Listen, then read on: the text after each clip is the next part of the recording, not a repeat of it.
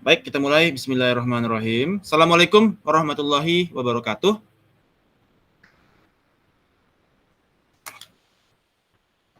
Waalaikumsalam. Alright, baik. Malam ini kita masuk ke topik yang keempat untuk capaian pembelajaran keempat, yaitu building e-commerce presence, which are websites, mobile sites, and apps. Di dalam chapter ini, cita-cita kita adalah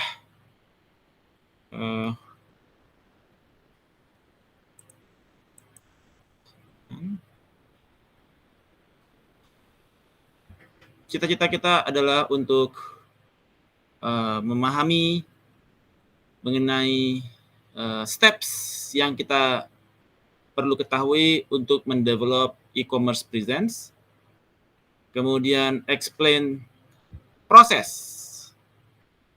yang harus kita ikuti dalam membangun e-commerce presence, sebagaimana juga kemarin ada tugas untuk membuat e-commerce, ya, disesuaikan dengan bisnis model yang Anda bangun. Kemudian bagaimana mengidentify dan memahami apa saja yang harus kita consider terkait dengan web server dan merchant server software. Kemudian understand the issues involving in choosing the most appropriate hardware for the e-commerce site. Identify additional tools that can be improved to improve our website performance, dan memahami tentang bagaimana mendevelop mobile website dan building mobile application.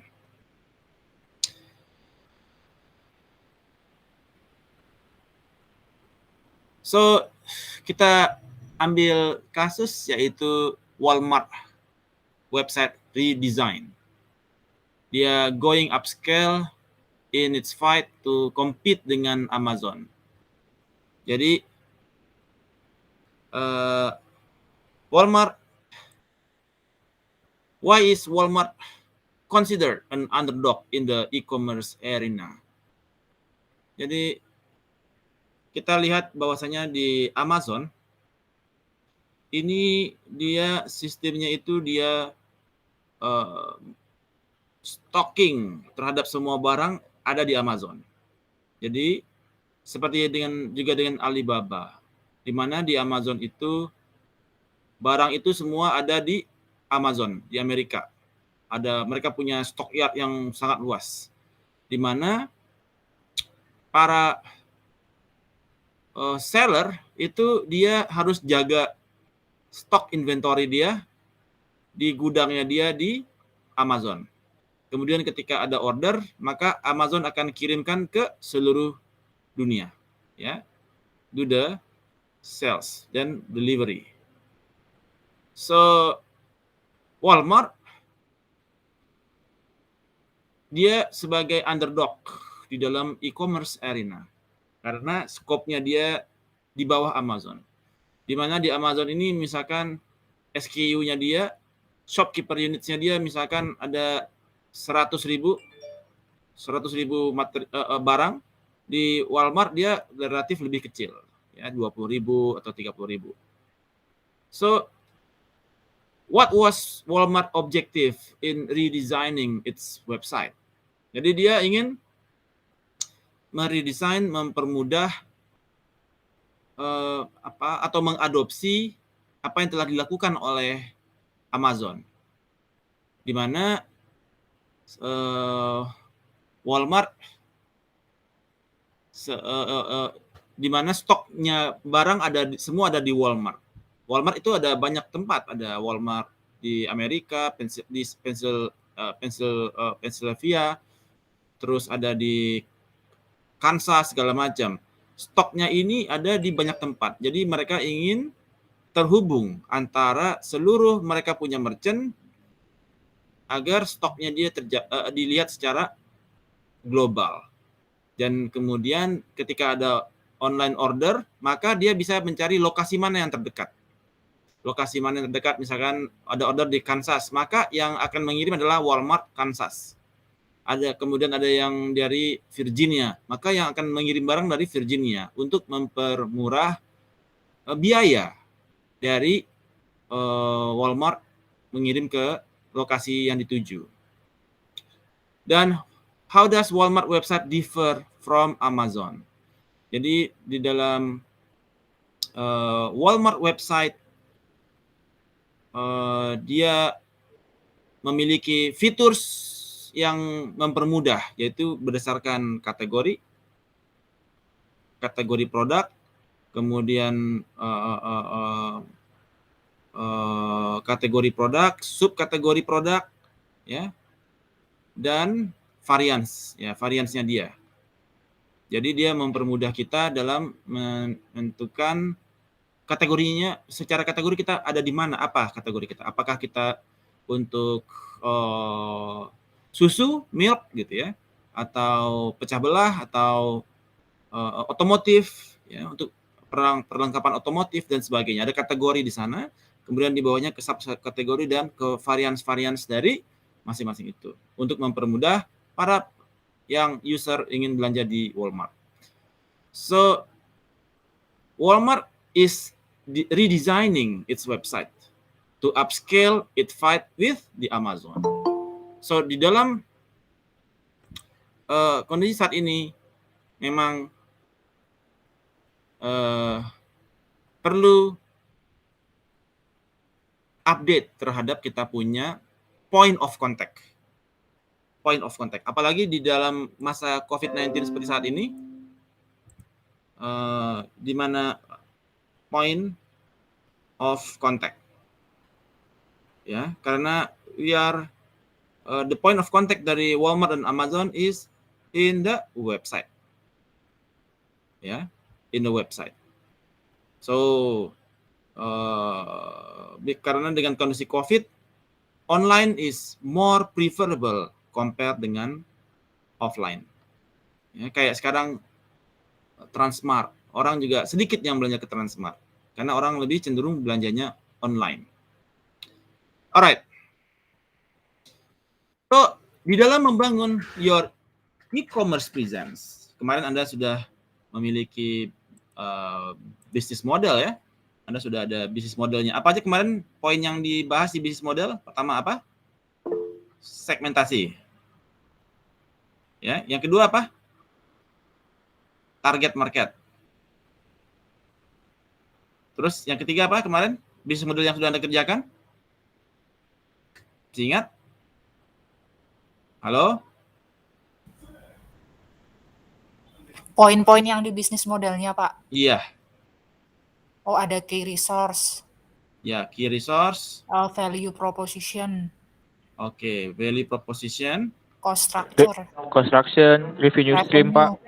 Cost structure, revenue stream. Apalagi? Udah? Enggak, masih ada kayaknya. Apalagi? Apa ya?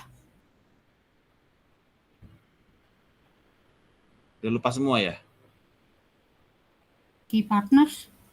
Key partners? Oh, key partners ya. Key activity. Oh, key activity. Oke, apalagi? Ada key Channel. Alright. Jadi Anda sudah memiliki segmentasi dan target market. Okay. Anda sudah punya value proposition apa yang Anda tawarkan kepada your target audience. Kemudian di dalam value proposition ini ada produk yang Anda tawarkan, ya, ada what product, terus why they should use your product, ya, and bagaimana Anda mempropose Anda punya produk kepada mereka. Kemudian ada key resource, ya, ada cost structure, apa saja biaya-biayanya. Sebentar.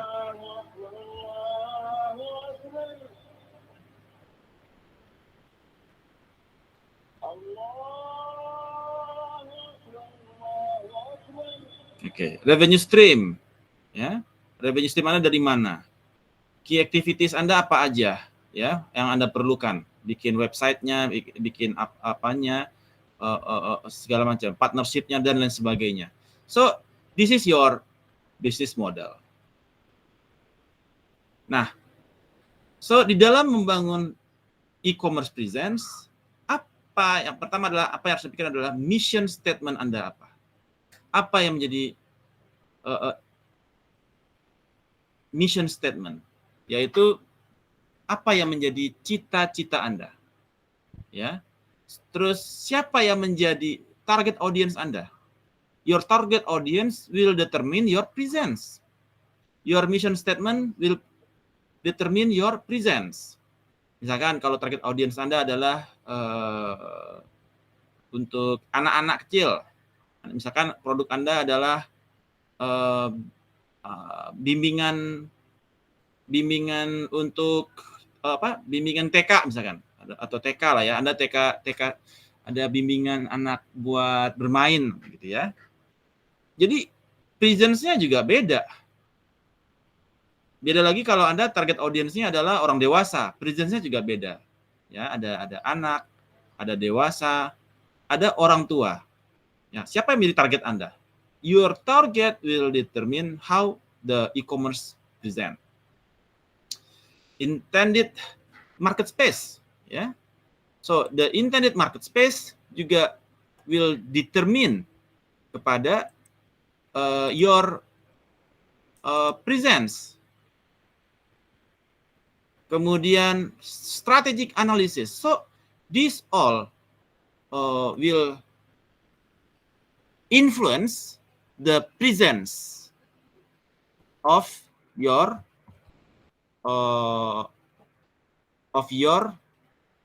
e-commerce. Ya. Okay, wait a second.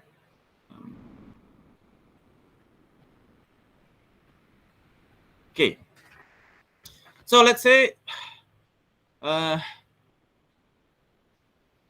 imagine your e-commerce presence ya. Coba Anda bayangkan Anda punya e-commerce. Topiknya kemarin apa aja yang Anda sudah buat? Marlina, bisnis modelnya mengenai apa ya? Saya, Pak. Ya, mengenai apa kemarin bisnis modelnya? Saya jasa desain interior. Desain interior. Oke. Desain interior. Jadi apa yang the idea ya? Sebelum Anda actually build your e-commerce presence, jadi kita harus punya visi terhadap apa yang akan Anda accomplish dan bagaimana Anda akan meng-accomplish itu, menyelesaikan itu. Jadi kalau kita buatnya desain interior, maka siapa yang menjadi target audience Anda? Misalkan keluarga yang baru menikah gitu ya, dia baru beli rumah, dia mau desain interior rumahnya dia, begitu ya barangkali Marlina ya? Iya, semua yang membutuhkan, yang baru beli rumah baru aja, Pak. Yang baru beli rumah baru, ya dia butuh desain interior supaya rumahnya cozy gitu ya. Iya. Nah, kemudian Anda perlu menentukan target audience, characterization dari market space, strategic analisisnya, marketing matrix-nya, development timeline-nya. Itu dimulai dari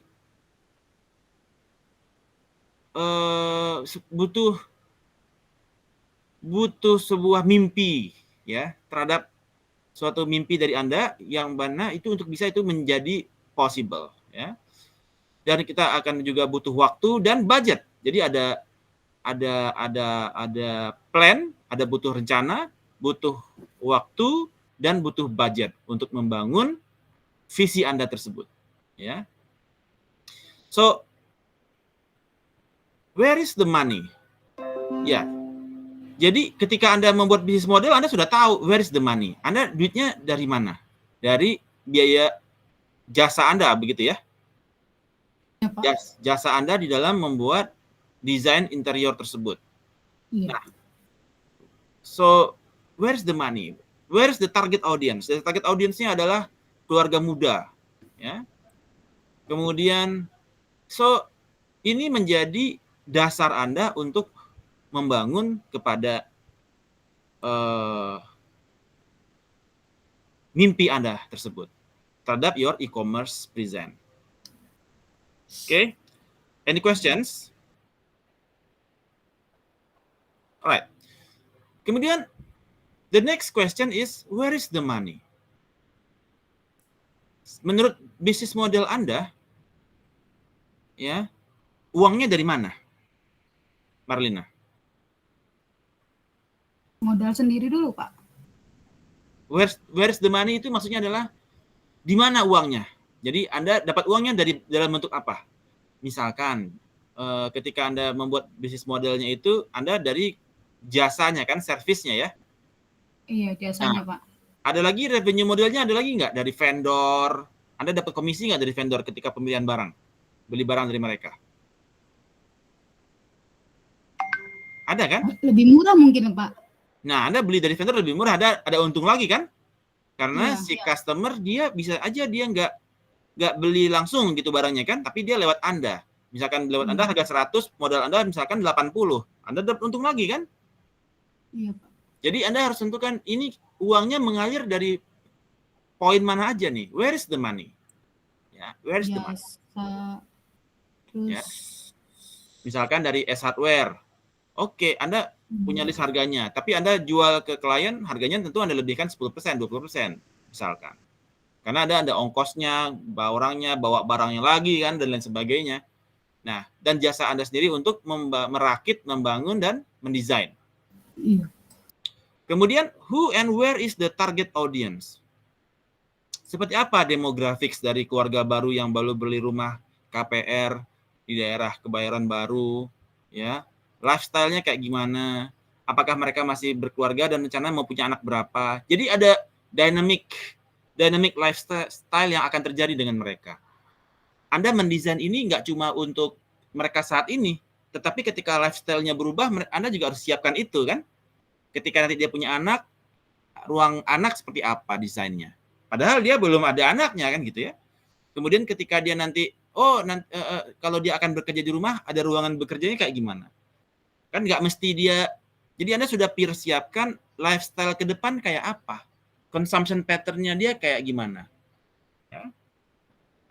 Apakah dia perlu punya kantor sendiri di rumah untuk meng-cater dia nanti kalau misalkan work from home? Nah, jadi Anda desainnya, jadi target audience menentukan your e-commerce presence. Kemudian what is the ballpark? Ya, ballpark ini adalah bagaimana kita melihatnya secara umum. Characterize the marketplace. Kira-kira berapa size orang yang butuh ini? Oke, kira-kira jumlah penduduk Jakarta berapa? Terus orang yang, rumah baru ada berapa muncul di Jakarta? Misalkan, data 6.000 rumah landed atau 6.000 apartemen unit. Ada berapa apartemen baru yang akan muncul di Jakarta? Ada size di sana. Kemudian tahun depan kira-kira pertambahan jumlah apartemen berapa unit kamarnya.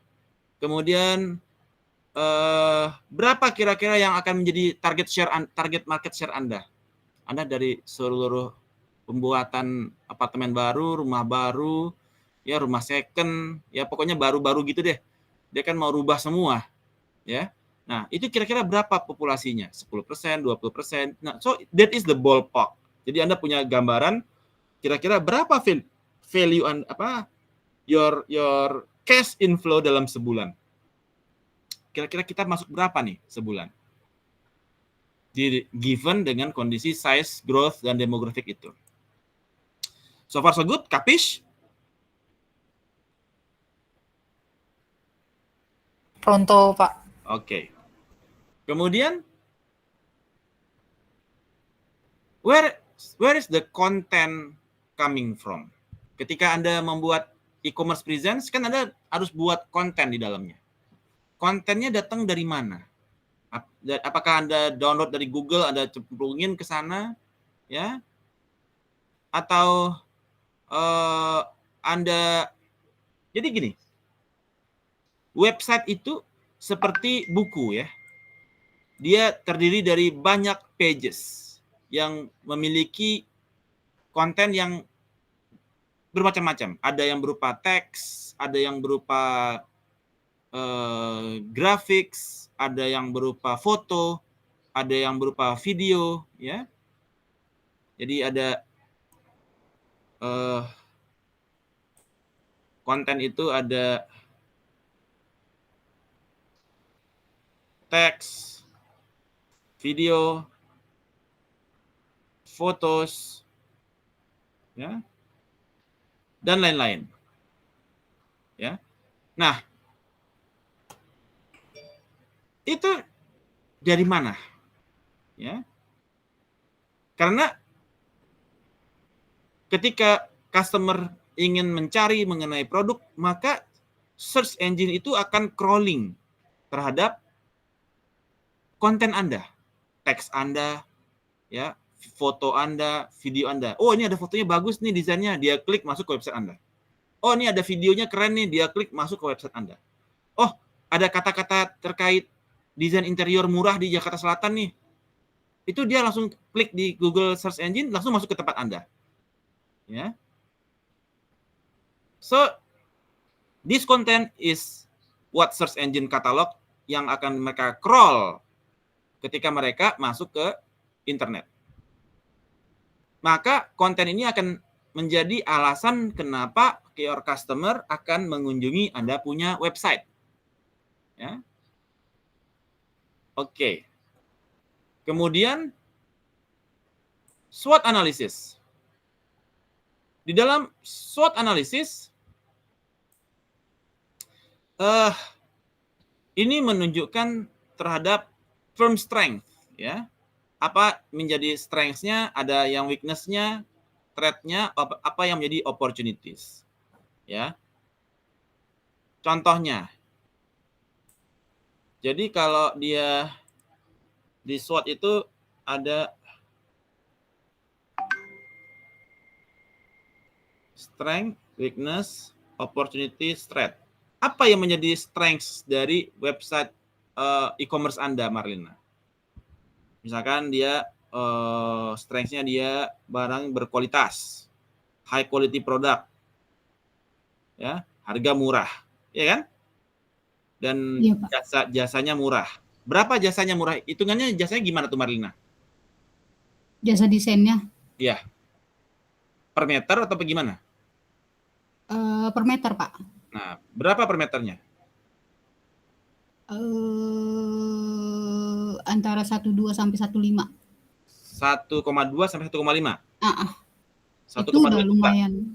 Iya, 1,2 juta per meter. Iya, sama furniture-nya kan, Pak. Oh, 1,2 tuh udah sama barang. Iya. Bukan jasanya doang. Iya, termasuk jasa. Kalau saya tanya sama teman-teman saya kan kayak gitu mereka rata-rata. Oh, oke. Good. Nah, ada strength di sana. Murah gitu ya. Terus weakness-nya apa? Kira-kira. Weakness-nya tawar-menawar. Ya ada kompetisi ya. Iya.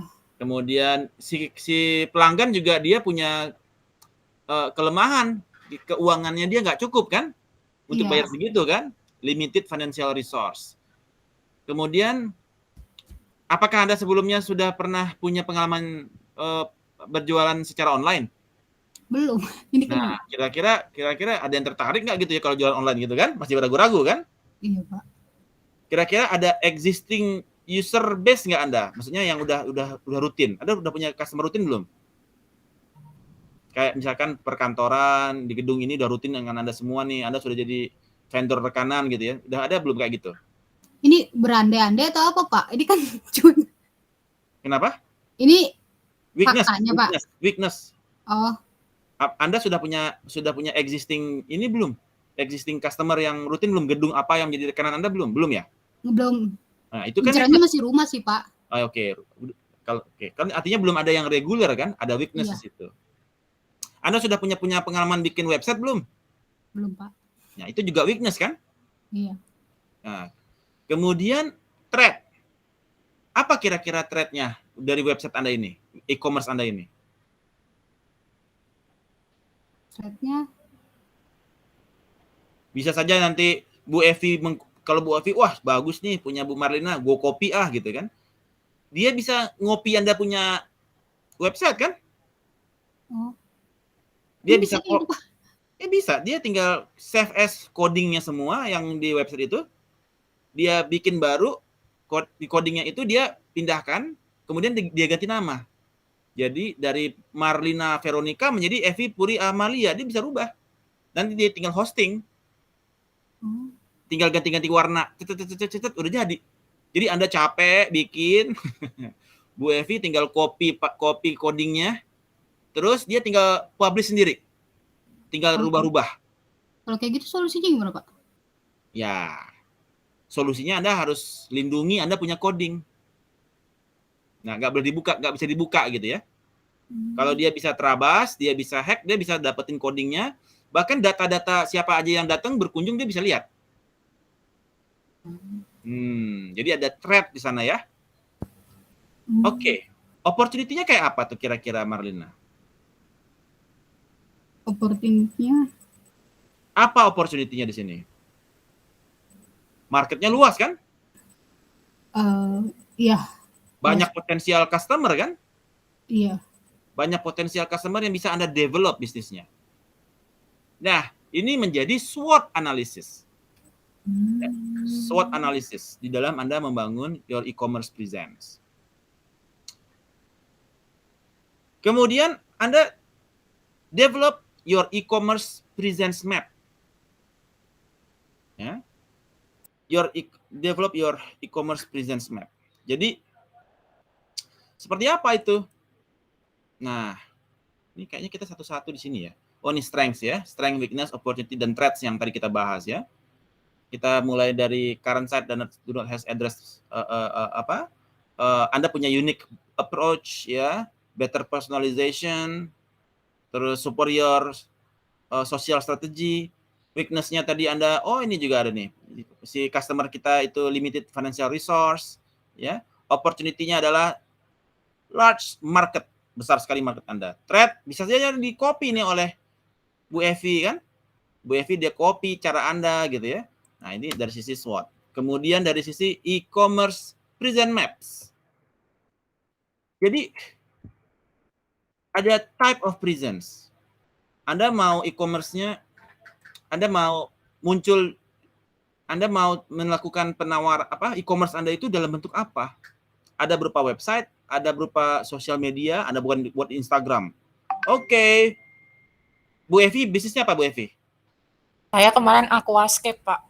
Apa? Aquascape. Apa itu? Itu, Pak, akuarium tapi yang seni desain dalamnya gitu loh, Pak, kayu, tanaman gitu-gitu.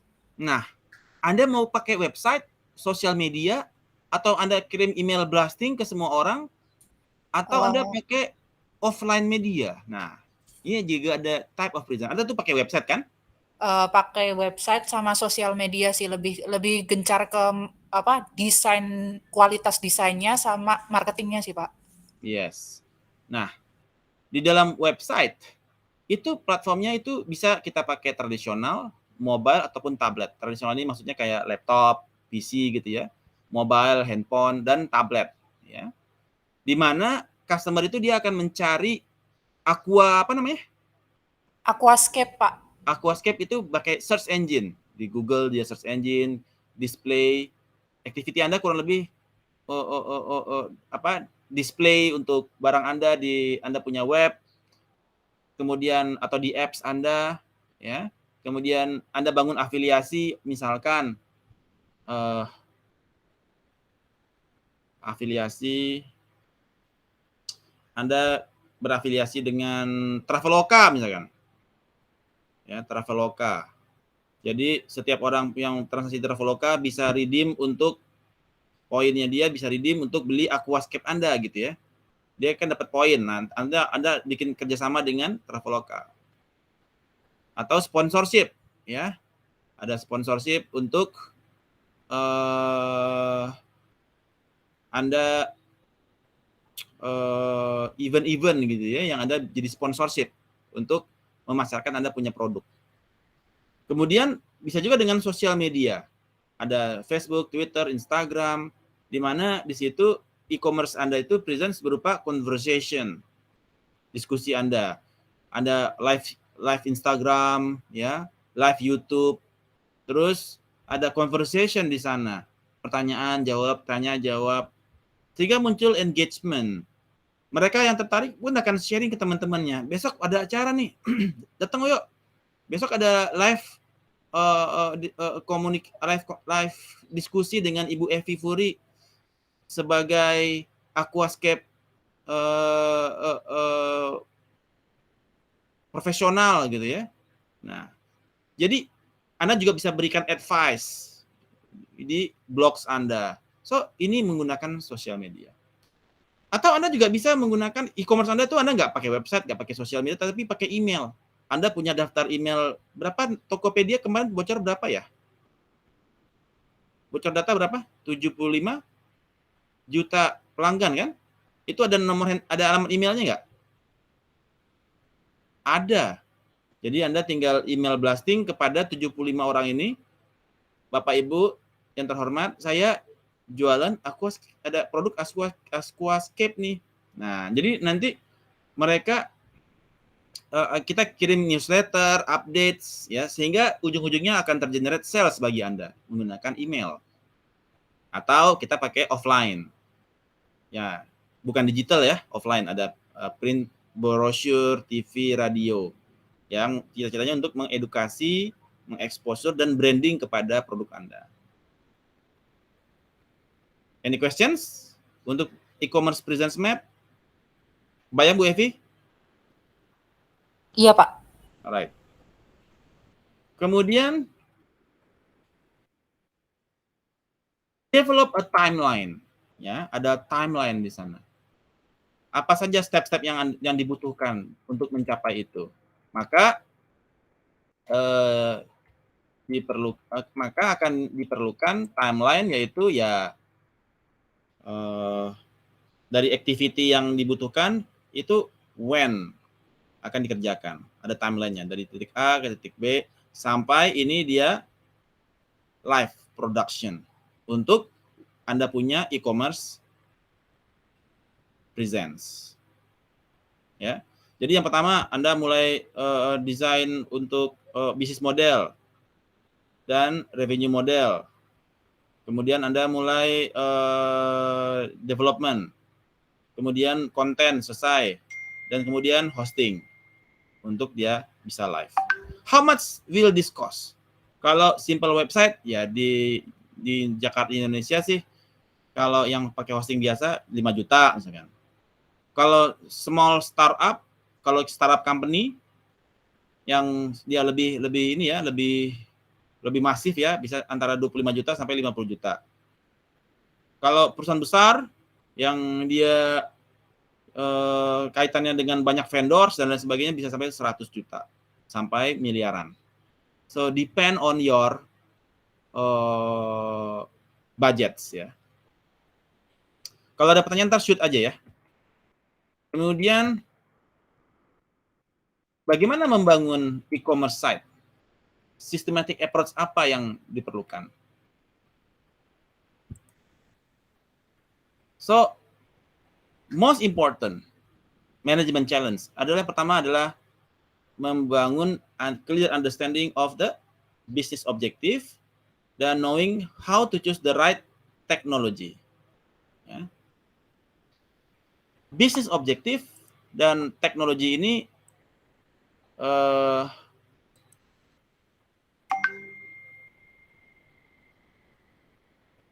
menentukan kepada apa yang menjadi your business objective, ya. Maksudnya adalah, misalkan cita-cita Anda adalah this is your business objective untuk only B2C. Berbeda kalau dia sudah B2B, ya. Jadi ada yang membedakan. Kalau B2C kita ke orang, kalau B2B kita ke companies. Jadi ada yang membedakan. Kemudian kategori terhadap industri ya. Industrinya industri apa yang Anda tuju? Nah, jadi harus jelas, clear understanding terhadap poin-poin yang kita bahas sebelumnya. Untuk supaya tidak melebar, kita harus fokus. Karena Anda memiliki scarcity of capital. Duit terbatas, nggak bisa Anda serve kepada semua industri, nggak bisa Anda serve kepada semua business to customer atau business to business. Anda harus menentukan siapa yang akan Anda serve. Kemudian teknologi apa yang akan Anda gunakan untuk achieve objektif tersebut. Main factors to consider ada manajemen, hardware arsitekturnya seperti apa, software, design, telecommunication, dan human resource.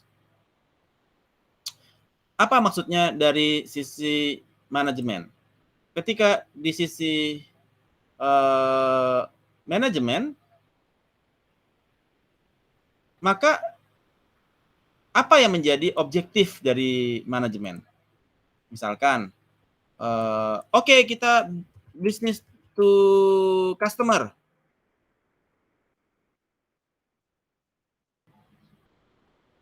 Maka itu menjadi manajemen decision terhadap kegiatan e-commerce di perusahaan Anda. Oke, business to customer. Ya. Atau kita harus cost leadership, kita harus harga termurah. Itu juga manajemen decision.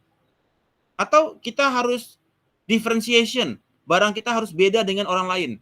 Itu juga differentiation. Ya. Kemudian software, hardware architecture. Anda mau pakai apa pilihannya? Ya, di sini misalkan dari sisi manajemen, ini misalkan dari penentuan cost leadership, itu dari manajemen yang menentukan, versus differentiation. Hardware architecture, Anda mau pakai hardware-nya, mau pakai server yang atau cloud, itu udah beda. Software mau yang license atau mau yang open source, itu udah beda. Ya. Desain, ya, Anda mau Anda mau yang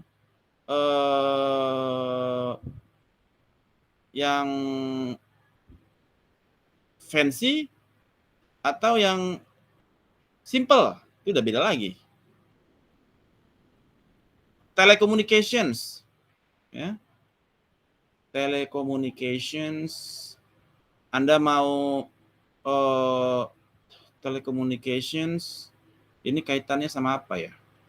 Telecommunications, ini Anda mau pakai VoIP misalkan bisnisnya, atau mau pakai kabel, ya, atau human resource, Anda mau outsource atau under the firm. Jadi ini menjadi main factors to consider ketika kita ingin membangun e-commerce kita menggunakan systematic approach. Ya. Pengaruhnya kemana? Scarcity of capital. Kalau kita bicara produknya differentiated, ini barang mahal. Server dan cloud, cloud-nya murah. License dan open source, ini gratis. Fancy dan simple, simple murah. VoIP dan kabel, VoIP-nya lebih murah. Outsource dan under firm, outsource lebih risiko lebih rendah. So, this is systematic approach yang perlu kita pikirkan untuk membangun our e-commerce site. So far so good? Araso? Arasoyo. Oke. Kemudian, Rasoyo. good. Planning, kita masuk kepada planning. The System Development Life Cycle. SDLC. Jadi,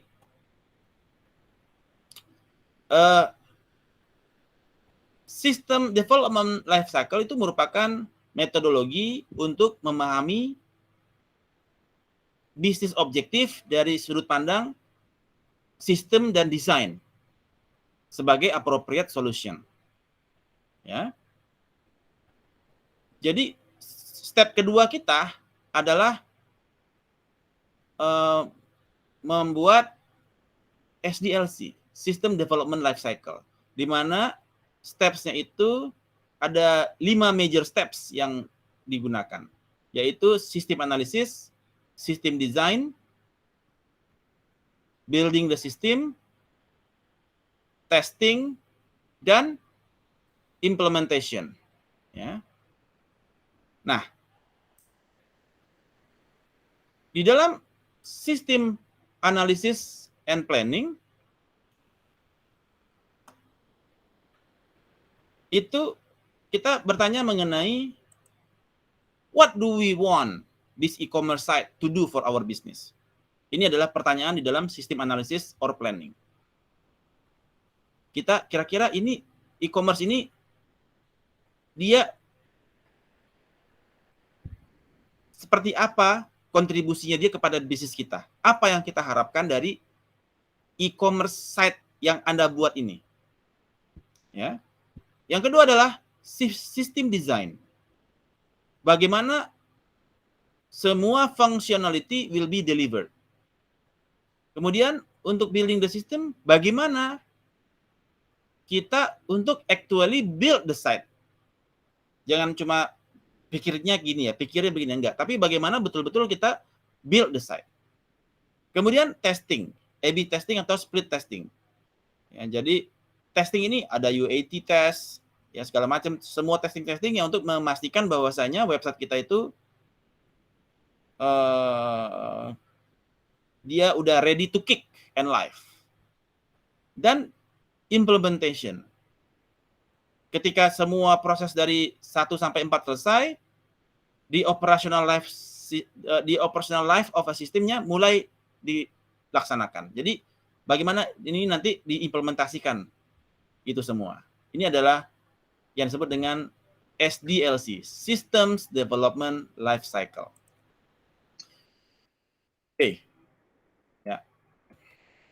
Kita mulai dari System Analysis and Planning.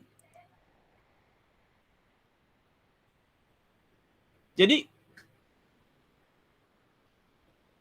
di dalam sistem analysis and planning, bisnis objektif adalah capabilities yang Anda inginkan site Anda miliki. Bu Marlina tadi bisnisnya interior design.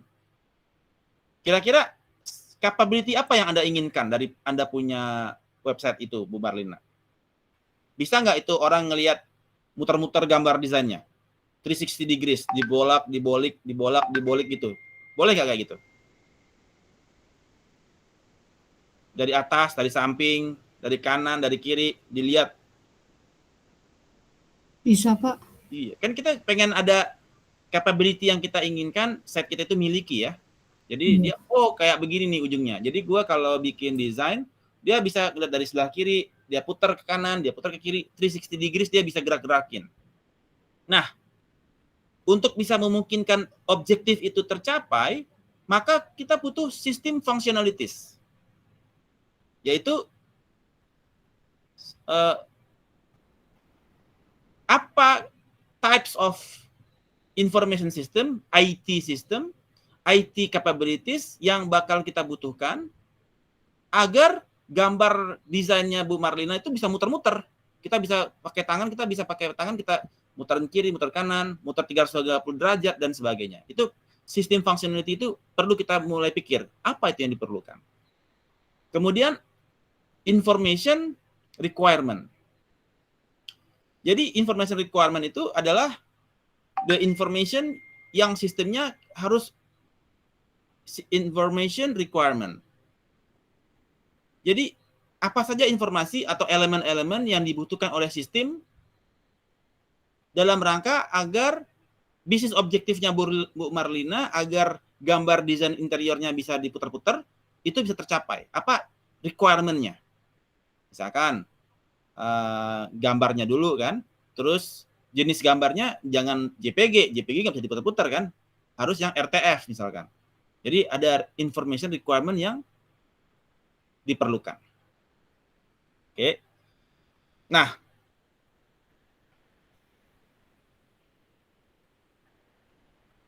contohnya, misalkan kita mau bikin bisnisnya displaynya good. Oke, saya mau gambarnya bagus. Kalau Anda mau gambarnya bagus, Anda harus punya digital katalog. Di mana di dalam digital katalog itu Anda perlu membangun dynamic text dan grafik katalog. ada dynamic, ada gambar yang dynamic, bisa muter-muter gitu ya. Nah, Anda perlu dynamic teks atau gambar yang dynamic dalam bentuk RTF misalkan. Apalagi contohnya? Provide product information. Maka Anda dalam sistem perlu dibikin database. Ada sistem functionality, Anda perlu bikin MySQL di situ. Ya. Bentar.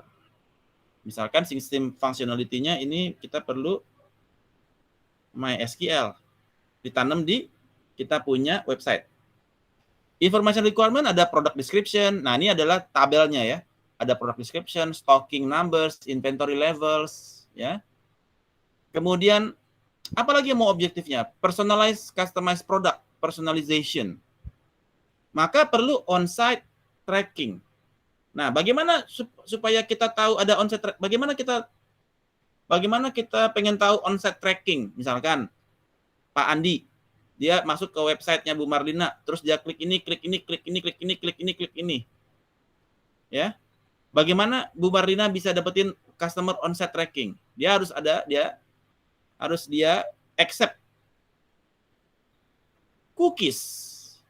Nah, jadi nanti ketika masuk ke website itu, maka bakalan ada cookies tuh yang Pak Andi harus accept. Kalau cookiesnya di-accept, baru on-site tracking-nya bakal ke-detect. Jadi Anda bersedia di-detect gitu ya.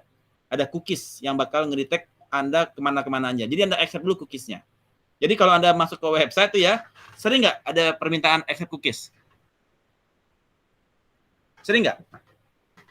Sering banget, Pak. Nah, itu untuk customer on-site tracking. Supaya mereka bisa personalize. Oh, kalau Bu Marlina, dia bakal cari yang desain grafisnya itu di interior desainnya untuk dapur. Wah, ini Bu Marlina ini lagi cari dapur nih. Atau Bu Evi untuk kamar. Wah, Bu Evi ini dia yang kamar nih. Ya. Terus, oh ini IP address-nya apa? Ketahuan kan? IP address sudah ketahuan. Oke. Jadi apapun yang Anda lakukan di website itu, di cookies itu dia nyatet. Nah. Jadi, information requirement, site log for every customer visit, data mining capabilities to identify common customer path and appropriate responses. Nah, jadi adalah site itu dia punya log. Ada namanya site log. Site log ini mencatat semua aktiviti Anda di dalam website tersebut. Handphone kita ini juga ada log. Ada log yang mencatat semua kegiatan Anda di HP Anda. Jam sekian, detik sekian, dia buka website ini. Jam sekian, buka Instagram. Jam sekian, buka Tinder. Jam sekian, nonton Bigo. Jam sekian, nonton YouTube. Channelnya si Andre Taulani. Jam sekian, nonton apa. Itu semua ada di HP Anda. Ketahuan. Nah, data log ini siapa yang pegang? Telkomsel. Provider lah ya. Indosat, XL, mereka simpan di data log Anda nih. Kemudian ketika ada customer mau beli, dia beli tuh. Gue beli dong data lognya buat mereka bisa personalize customer Anda, customer mereka. Kayak apa sih? Hobi mereka kayak apa sih? Tahuan semua tuh hobinya ya. Hati-hati ya, Pak Mauriski. Kita harus hati-hati nih. Maka log ini harus rajin harus rajin hapus, delete history, supaya Anda nggak dibaca oleh orang lain. Oke? So, ini menjadi sistem analisis. Terus, engage customer in conversation. Sistem functionality-nya apa? Ada user forum. Nah, ada on-site blog. Bagaimana objektif Anda di website Anda itu apa? Untuk transaksi execute. Maka Anda butuh shopping cart, Anda butuh payment system, Anda butuh credit card payment, Anda butuh digital wallet payment. Nah, maka information requirement-nya adalah secure credit card clearing, multi payment options. Anda harus komunikasi untuk payment gateway-nya dia. Payment gateway. Untuk pembayaran. Buat apa Bu Marlina bikin website tapi orang nggak bisa bayar? Orang nggak bisa transaksi, ya kan? Accumulate customer information. Wah, ini menarik nih. Ya, ada customer database yang terbentuk. Ketika dia masuk, ada database yang terbentuk, ada nama, alamat, nomor telepon. Jadi kan dia bakal tanya, sebutkan nama, alamat, nomor telepon, dan email Anda untuk kami follow up gitu ya. Nah, ini adalah di dalam sistem analisis. Any questions? Kapis? Pronto. Oke. Right. Kurang lebih sama.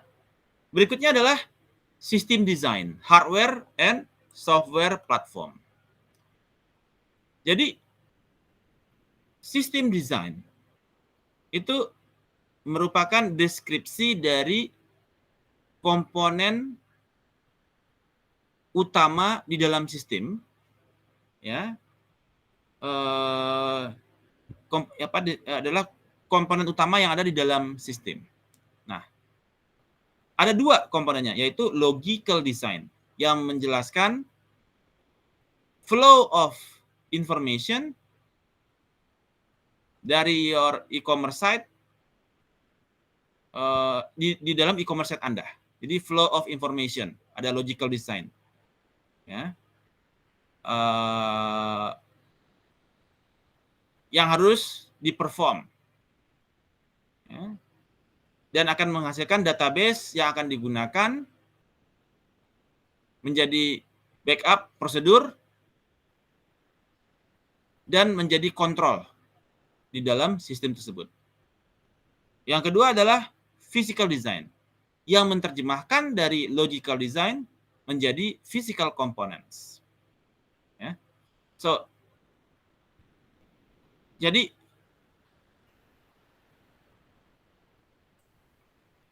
di dalam logical design, kalau kita lihat contoh, nah, ini adalah logical design.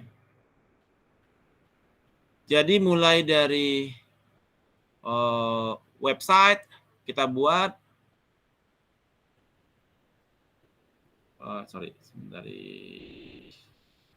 ketika simple data flow diagram. Jadi ada workflow-nya ya, ada workflow sebagai logical design. Ketika customer datang, dia login. Ya, ketika dia login, betulkah dia dapat izin masuk, accept, reject, atau dia bisa sebagai visitor only. Kalau login dia tentu bisa aksesnya lebih jauh ya, bisa bertransaksi dan lain sebagainya. Kalau visitor kan dia cuma lihat-lihat. Kemudian untuk melakukan verifikasi tentu ada customer database. Ya. Bu Marlina bekerja di mana, Bu Marlina? Di penanaman modal, Pak. Penanaman Pelayanan terpadu satu pintu. TPSP. Iya. PTSP. Iya, Pak. Untuk penanaman modal. Di perizinan IMB-nya. Untuk IMB. Oke. Untuk itu satu pintu itu DKI semuanya. Iya, saya di dinasnya sih, Pak. Oke. Jadi semua IMB lewat Ibu ya? Di atas 8 lantai ya, Pak. Oh, di atas 8 lantai. Iya. IMB di atas 8 lantai, izinnya tertentu ya? Iya. Nah, ketika dia sudah terdaftar, maka ada verifikasi login kan? Ada accept, reject, atau visitor. Nah, ketika dia dapetin, dia bisa, kalau visitor dia bisa display catalog page. Ya.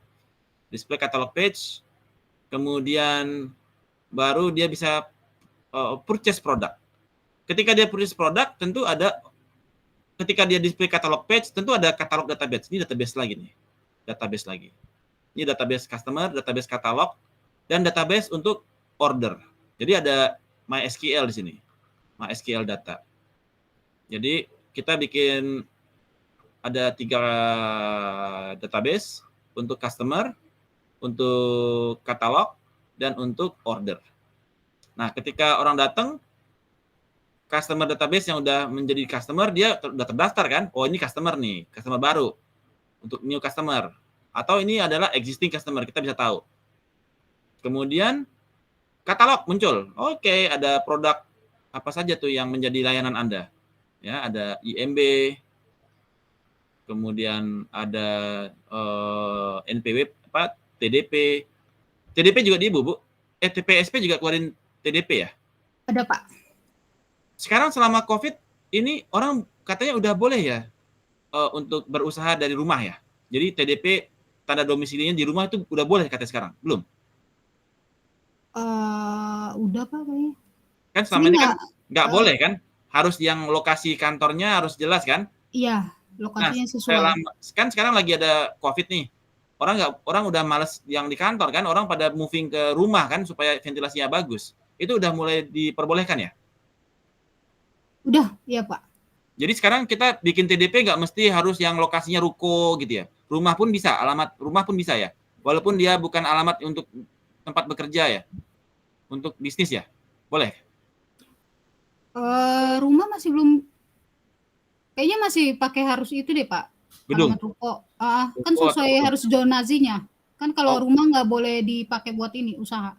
Oke, jadi Kecuali mesti untuk zonasi. usaha yang menengah ke bawah ya, yang kayak apa sih Pak yang lagi sekarang rame banget? Konsultan. Kayak kantin-kantin itu. Oh, kantin. Kalau kayak konsultan itu nggak masih harus yang di zonasinya zonasi bisnis ya? Iya. Oh, oke. Belum artinya ya, belum. Karena sekarang banyak mana rumah saya ada yang dikontrak sama kantor gitu karena mereka nggak mau di kantor lagi karena ventilasinya kan nggak tertutup kan. Jadi mereka lebih cenderung sewa rumah. Oke, no worries.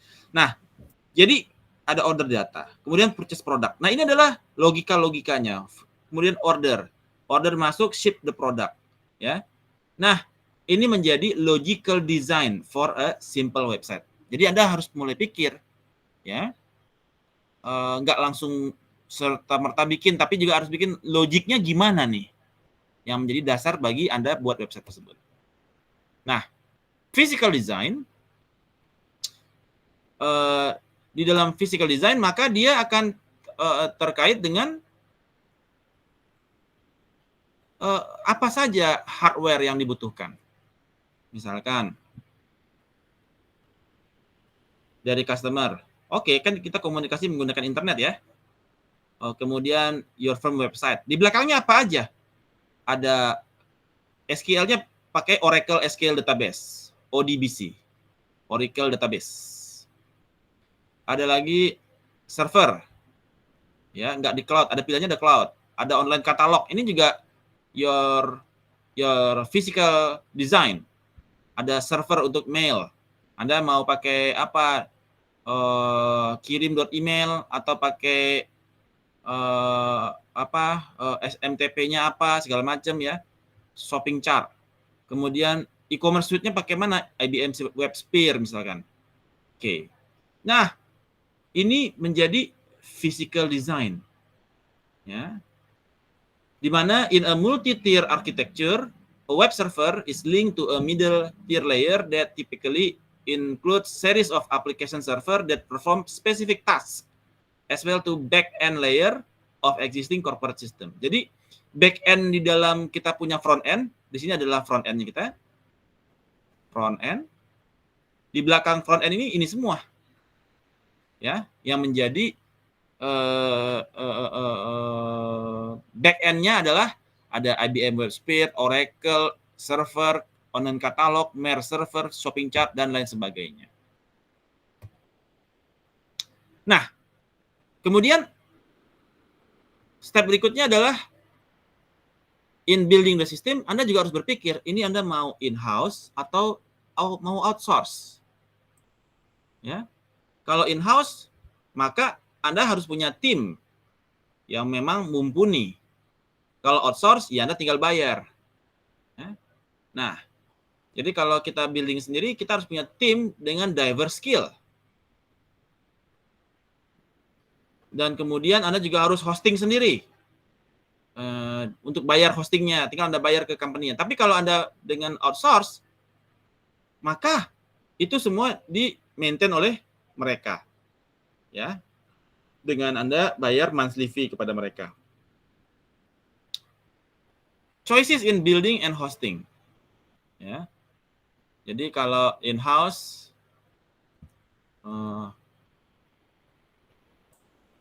Nah, kalau yang hostnya adalah hosting, ini adalah building. Kalau dia in-house, maka completely in-house, built-in, dan hostingnya in-house. Kalau dia, ada juga pilihannya outsource di building the site, hostingnya in-house. Jadi Anda bayar sendiri. Ya. In-house ini maksudnya Anda bayar sendiri. Anda pakai, misalkan pakai hostingnya pakai Adconomics gitu ya, ada namanya Adconomics ya. Nah, itu dia untuk hosting sendiri ya. Kemudian ada yang mix in dan outsource, build-nya in dan seterusnya. Ada yang building-nya di luar, hostingnya juga di luar. Artinya completely outsource. Rencana Bu Marlina maunya yang mana nih?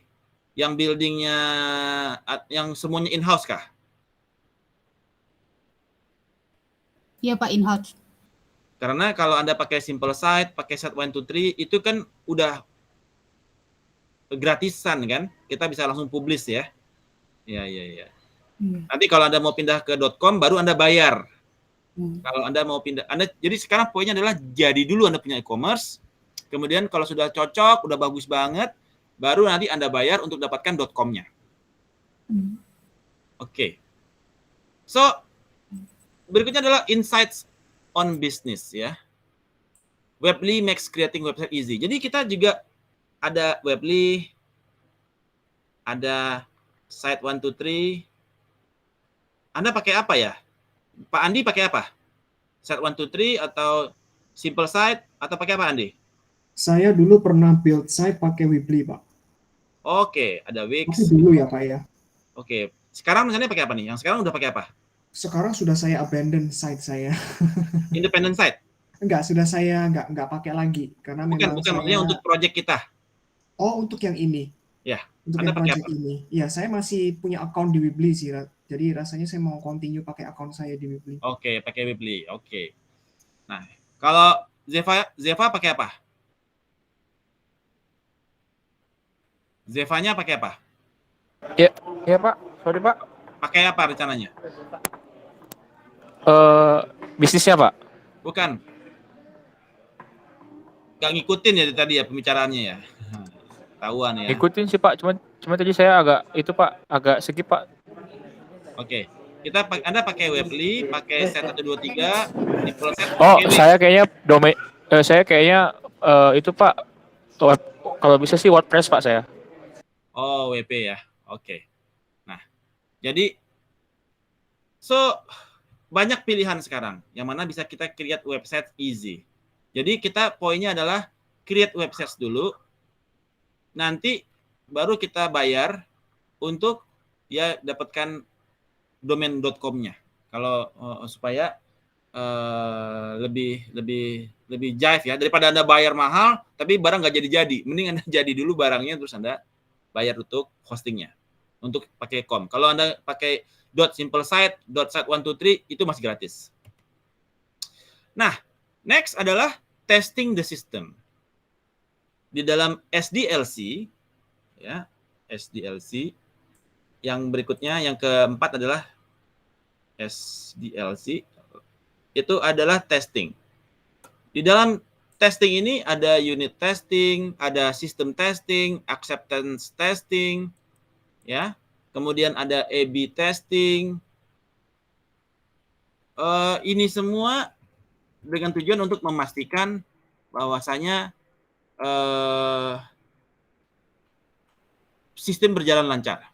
Jadi di dalam unit testing itu involve terhadap program modul di saat tersebut. Jadi untuk kita untuk ngetes program modul. Jadi, programnya ini bekerja atau tidak bekerja. Kemudian sistem testing itu involve kepada testing the site as a whole. Bagaimana user akan menggunakan site tersebut. Jadi user dia akan bagaimana user will use the site as a whole. Ya. Oke, sistem testingnya. Oh, kenceng nggak, lambat nggak, ya, lemot nggak, gitu.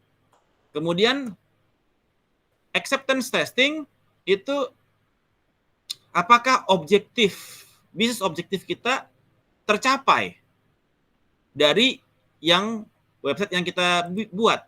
Jadi apakah objektif kita itu tercapai. Tadi Bu Marlina pengen dia desain grafisnya dia bisa muter 360 derajat gitu ya. Bisa nggak? Nah, itu tercapai apa tidak dari sistem tersebut. Kemudian A/B testing itu dia menunjukkan kalau saya tambahkan fitur atau tambahkan add-on itu dia bekerja lebih cepat, lebih bagus atau tidak. Jadi kalau Anda tambahkan RAM, dia lebih kenceng nggak dibandingkan dengan no additional RAM. Nah, itu disebut dengan A/B testing. Jadi, oke, Anda coba kalau Anda pakai tambah RAM, kecepatannya naik berapa persen? Naik 50%. Kalau no RAM, kecepatannya ya standar. 0%, tidak ada kenaikan. Kecepatannya ya misalkan berapa kbps itu. Ini 10 misalkan. Kalau ini misalkan 15 kbps. Jadi ada A/B testing, split testing. Ya. Kemudian ada lagi yang disebut dengan multivariate testing. Multivariate testing adalah mana elements atau version atau kombinasi yang paling berpengaruh kepada objektif tersebut. Misalkan multivariate testing ini misalkan dari RAM, apalagi RAM, terus user period, user, kemudian time, kemudian duration, dan lain sebagainya. Mana yang paling berpengaruh kepada objektif tersebut? Ini bisa muter apa enggak? Ternyata misalkan RAM paling mengaruh. Kalau RAM-nya nggak ditambah, dia muternya tuh lambat banget, lemot banget, atau susah muternya. Tapi setelah ditambah RAM, muternya lebih gampang. Atau banyaknya user. Kalau usernya sedikit, maka RAM-nya muter. Tapi kalau usernya banyak, dia udah susah muter. Atau time. Jam 8 pagi dia bisa muter. Tapi jam 12 siang dia udah nggak bisa muter. Atau duration. Makin lama orang itu berada di sana, muternya makin lambat. Jadi multivariate testing untuk melihat mana yang paling berpengaruh kepada objektif dari Marlina. Marlina objektifnya dia pengen gambar desain grafisnya dia itu, kursinya itu muternya tuh enak diputernya. 360 derajat. Kakinya kelihatan, ininya kelihatan, teksturnya kelihatan, dan seterusnya. Jadi ini disebut dengan testing the system. Kapis? Pronto. Alright. Kemudian yang the last SDLC adalah implementation. Ya. SDLC yang terakhirnya adalah implementation, maintenance, dan optimization. Jadi di dalam implementation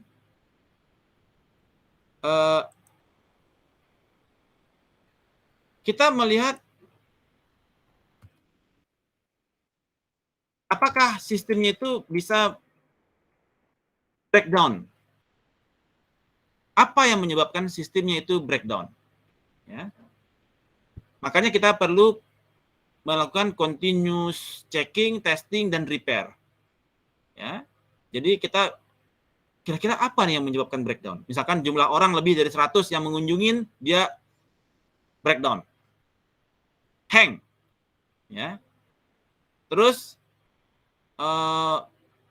maintenance is ongoing. Jadi kita harus tetap jaga maintenance terhadap kita punya sistem.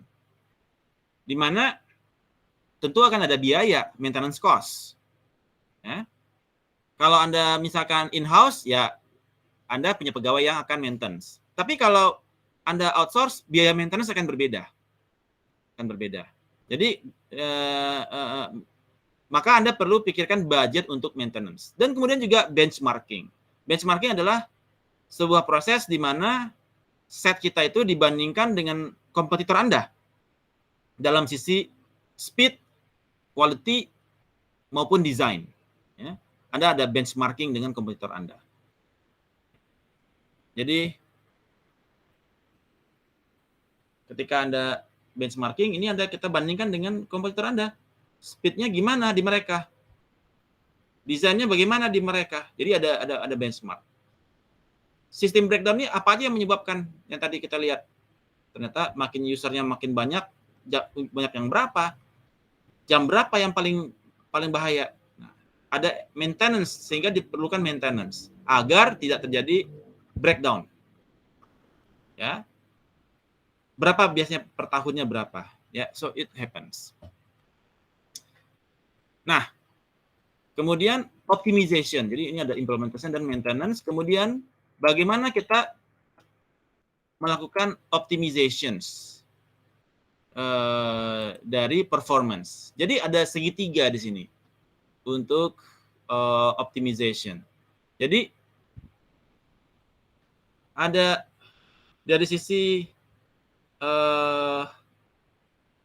page generation untuk gambar itu muncul. Maka kita perlu optimisasi dari sisi server response time. Ya. Kemudian optimisasi dari device untuk mengakselerate gambar kursinya itu bisa 360 degree.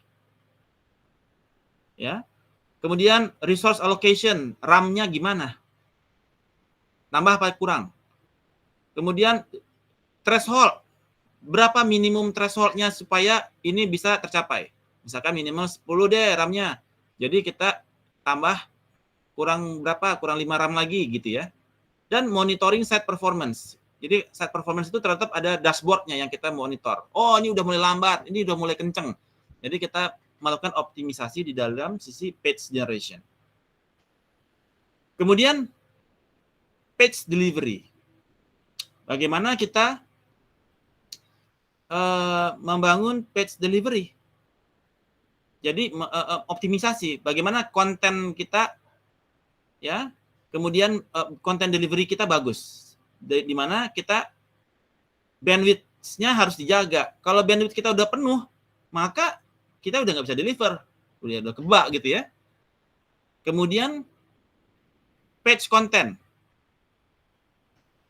bagaimana kita mengoptimize coding kita di HTML? Kadang-kadang codingnya panjang. Bisa dipersingkat nggak? Jadi dua baris. Ya. Jadi semakin sedikit coding, semakin kenceng dia.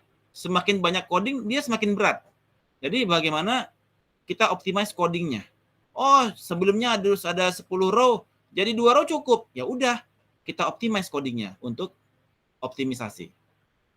Kemudian optimize image, ya. Jadi optimize image. Kemudian site architecture, ya, dan efisien page style. Jadi page style-nya juga efisien setelah. Jadi dari sistem logiknya harus jagain yang benar. Ini adalah dari sisi implementasi, maintenance, dan optimasi. Any questions? So far so good, kapish?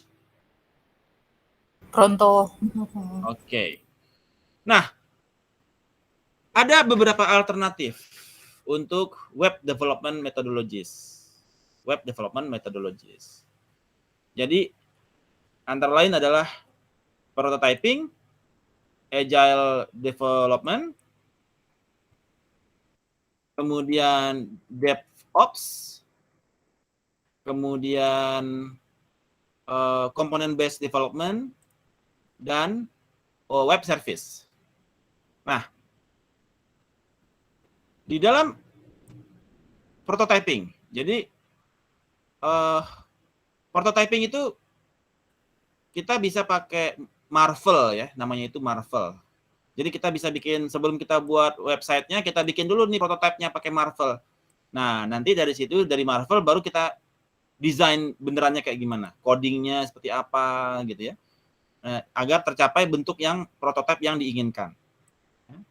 Kemudian agile development, agile itu kita bareng-bareng nih, agile development kita bareng-bareng untuk membangun. DevOps, component based development, dan web service, ini banyak berbagai alternatif yang bisa kita gunakan untuk membangun kita punya web development. Kemudian simple and multi-tier website. Ada two-tier dan multi-tier. Di mana kalau yang two tiers itu dia a web server respond to request for a web page. Jadi ada request, ada user, ada request, dia masuk ke web server, dan di situ dari content management dia akan respons. Ya, ada two tiers. Karena cuma ada user dan web server. Tapi kalau multi tiers, dia ada berbagai macam request, banyak sekali request. Jadi dari seluruh dunia bakal request. Itu disebut untuk multi tiers architecture, di mana back end layer-nya pun multi. Ya. Agar dia bisa support kepada saking masifnya incoming internet request. Misalkan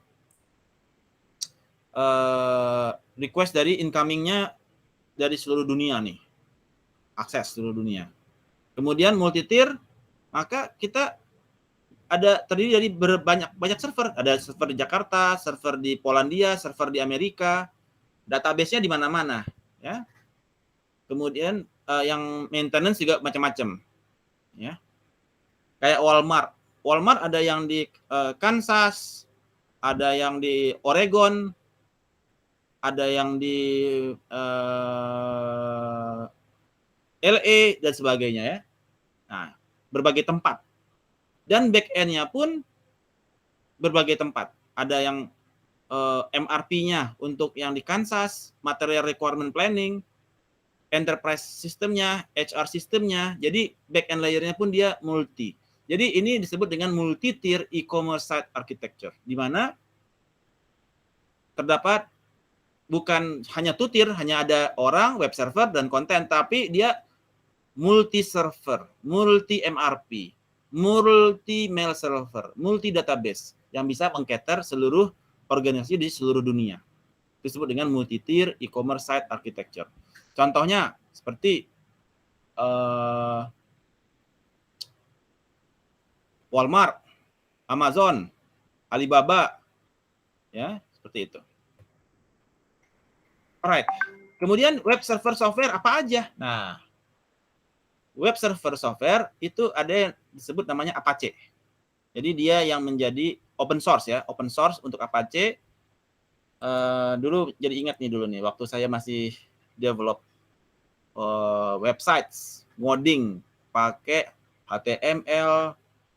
Jadi kalau kita dulu bikin website itu pakainya itu bisa pakai HTML, pakai PHP, ya. Saya pakai HTML dan PHP dulu untuk buat website. Jadi website company, ya. Kita pakai HTML dan PHP.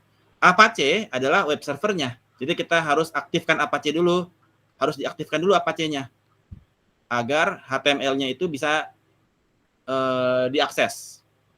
Nah, bekerjanya juga dengan Linux, bukan pakai Windows, ya. Kita bekerja pakai Linux. Saya dulu pakainya Ice Cream Sandwich. Nah, jadi pakainya Linux. Kemudian, sorry, Ice Cream Sandwich. Sorry. Ice Cream Sandwich ini yang buat Android. Sorry. Ini Android. Kita pakai Linux, pakai ini, ya Linux ya. Linux untuk operating systemnya. Jadi bukan pakai Windows ya, pakai Linux.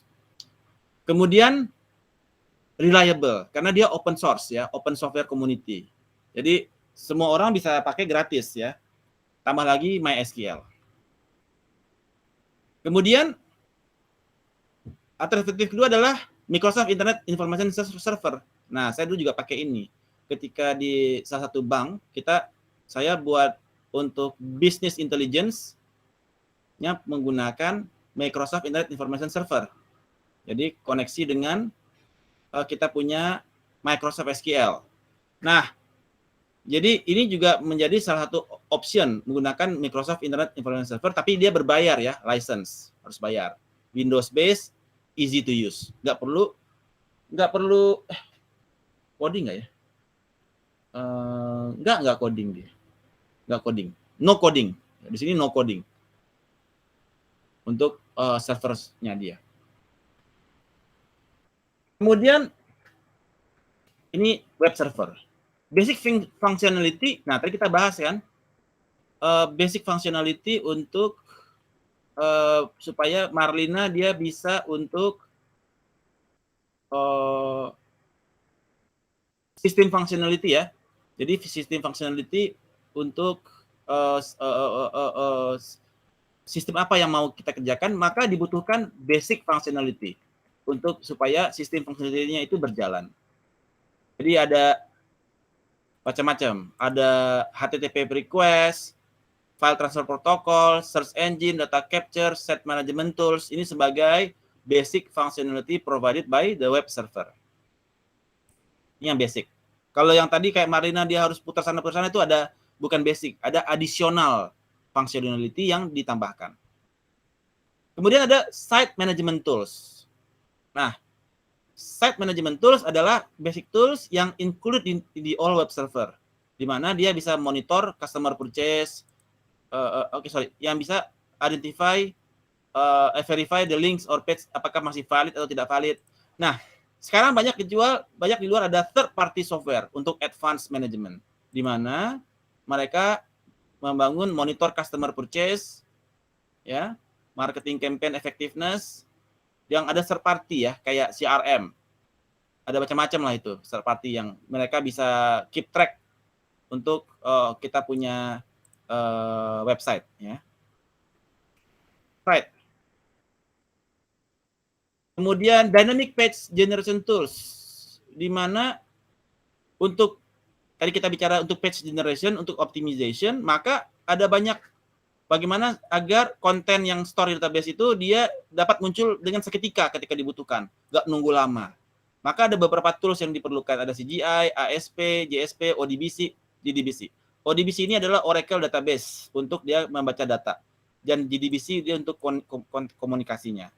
Advantage dengan ini adalah lower cost, kemudian bisa easy online market segmentation, ya, enable cost free, dan enable content management system. Jadi kita bisa memanage konten-konten apa yang kita akan munculkan. Itu biasanya kalau di set 1 2 3 juga ada tuh. Pasti kita bisa ada content management systemnya ya. Baik 1 2 3, set 1 2 3, simple site, Wix, Weebly, itu semua ada CMS-nya ya, content management system.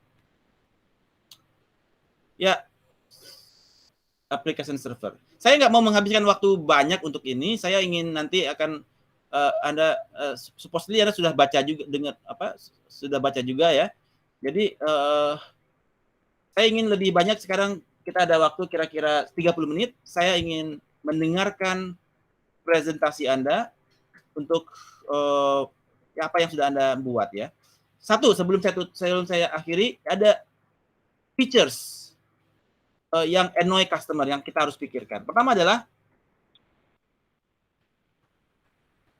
features yang annoying customer, requiring user to view an intro page before going to website content. Ini kadang-kadang muncul kan, ada intro, pop up, ya, too many clicks to get to the content. Linknya itu nggak kerja, udah diklik-klik nggak ngaruh. Terus navigasinya itu dia confusing. Jadi Anda harus menghindari ini ya, slow loading page. Terus konten kita udah 10 tahun yang lalu, itu aja nggak pernah diubah-ubah. Orang juga males. Kemudian inability to use browsers.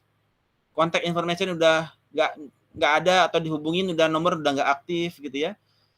Ada error ada typo, ya. Jadi ini adalah hal-hal yang annoying ke customer. Ya. Oke.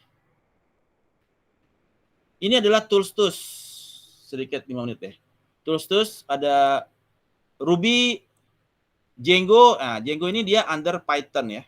Jadi ada bahasa Python, yang Django ini adalah bahasa untuk di websitenya dia. Kita kalau buat website untuk Python, dia menggunakan Django. Ya, ada lagi Ruby on Rails, PHP. Ini adalah yang updated terbaru sekarang ya, yang paling sering dipakai PHP, Ruby, dan Django. Kalau Anda kalau nggak salah di beberapa company BUMN itu pakainya Ruby on Rails untuk membangun websitenya. Nah, untuk personalization tools, cookies ini yang paling penting ya. Yang dia untuk bisa mendapatkan data log Anda itu pakai cookies ya. Jadi kalau Anda minta cookiesnya tolong di accept ya, oke. Jadi itu artinya Anda mau di track pergerakan Anda di website tersebut. Ya.